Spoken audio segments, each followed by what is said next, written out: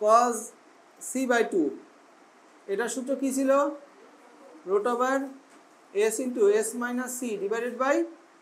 ab মনে আছে ওটাতেও করা যায় এখন তোমরা বলতে পারো sin এর তাহলে কি করব sin কে 1 - cos স্কয়ার লিখে নেব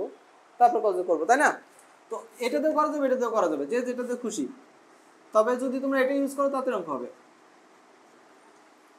আপাতত এটা ঠিক রাখলাম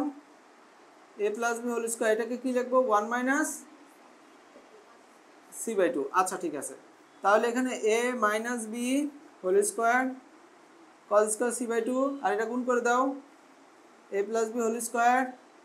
minus a + b whole square cos square c/2 বেশ ভালো তাহলে এখানে cos স্কয়ার c/2 কমন যায় এখান থেকে আর এখান থেকে তাই না কমন নিলে কি হয়